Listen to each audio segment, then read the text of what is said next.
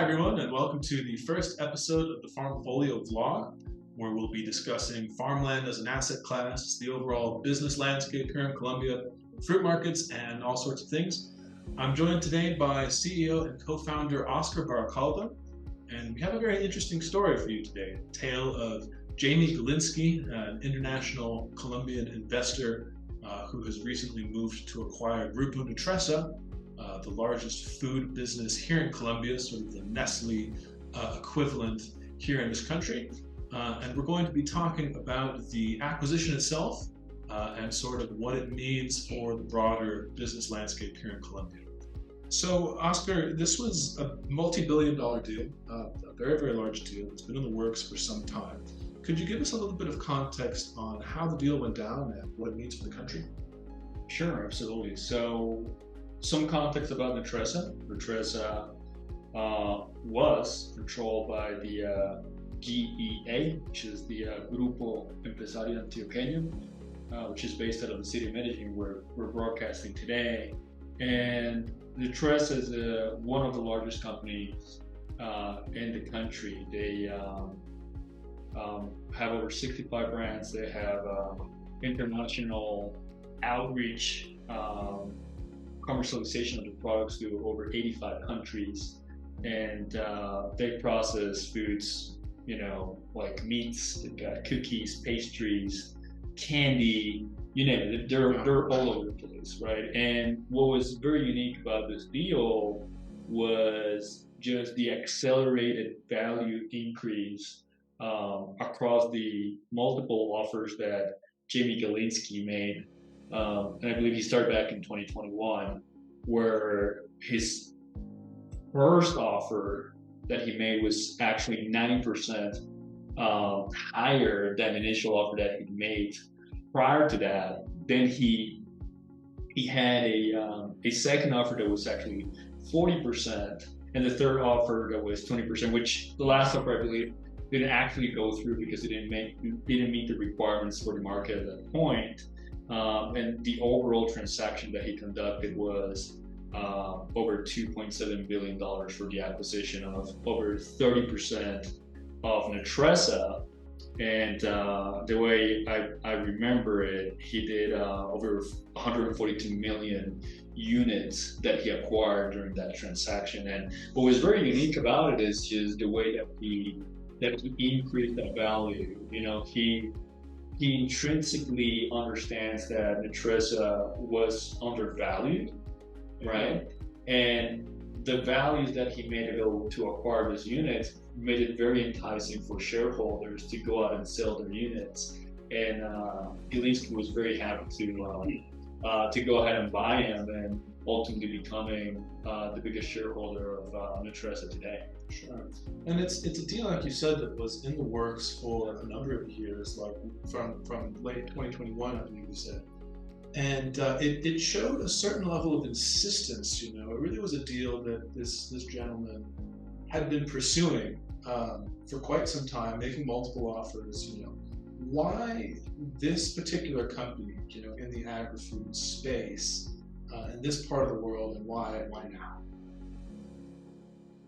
Like I said, Colombia is undervalued, and I think Galinsky very much understands that. He understands that Colombia is the next growth story, and an acquisition like Nutresa is the jewel on the crown for his series of acquisitions that I believe he's going to continue doing here in Colombia. Just a couple of weeks ago, he announced that he had intentions to do another acquisition of one of the largest companies here in Colombia, Grupo Éxito, which is one of the biggest retail supermarkets here in the country. And the way I see it, all of this is propped up on a lot of the investment that the country's making and the growth story that Colombia represents, right? You've got the 4G and 5G infrastructure developments that are occurring, where the government's made investments of over $8 billion into that infrastructure. So you've got, within the next 3 to 5 years, you have new highways, you've got new bridges, new tunnels, and of course, the port development that's going to be occurring across the Caribbean coast, which is going to be an additional investment, which is going to continue to prop up Colombia as that near-shoring hub, right? And And the way I see it, it's a story that a country like Mexico went through, right? 20 years ago, you'd see a country like Mexico becoming that production partner for a country like the United States. It started out with food production, food processing, right? And you fast forward 20 years to now, and Mexico is doing all kinds of manufacturing and processing. You've got vehicles, you've got chips, you've got technology that Mexico is bringing across the border. And I think that's exactly what you're going to see here in Colombia, where the opportunity lies, right? We're going to see a lot of growth coming out of Colombia within the next 10 and 20 years. That's what you're starting to see, that incoming flow of people and foreign individuals, Sure. right? And ultimately that this kind of foreign institutional investment coming into the country. Well, I was going to ask, do you think that this deal, because it has attracted a lot of international attention, people in the business world have followed this very closely. Do you think that this is going to be sort of the tipping point, sort of the bridge to access assets here in Colombia? You think that's going to start a larger trend of people? I mean, obviously we have, a bit of a bias. Sure. But do you think, objectively speaking, do you think that that's going to play out in that way? Sure, I absolutely agree. Maybe we've got a very biased perspective to this because with farming. But yeah, absolutely. Look, I think ultimately it's going to come down to access, right? You're seeing this inflow of people, tourism, investment, and obviously this institutional deals. But it all comes down to access. Gilinski is very unique in nature because as a banker, internationally he's had a lot of that exposure.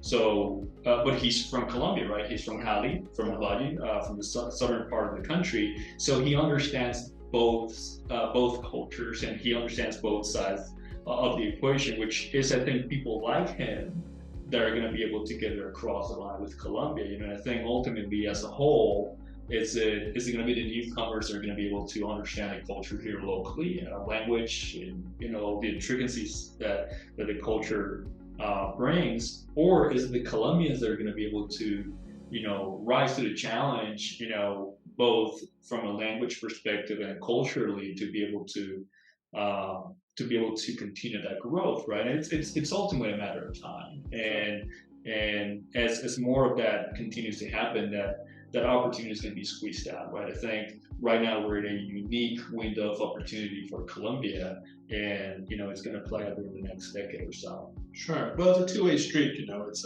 all of these international exchanges end up being a question of give and take. Of learning about the idiosyncrasies and being able to adapt. But it's definitely going to reward people who are able to do that and people who are able to get in early. So, but that's a huge topic. We're definitely going to be touching a lot on that, the growth and the infrastructure and the undervalued nature of assets in future episodes. But I want to wrap it up there so that we don't get too deep into that conversation. But I hope you've enjoyed this first episode of the Farmfolio vlog. Stay tuned. We've got some really interesting stuff coming out, a lot of interesting things going on here in the country of Colombia.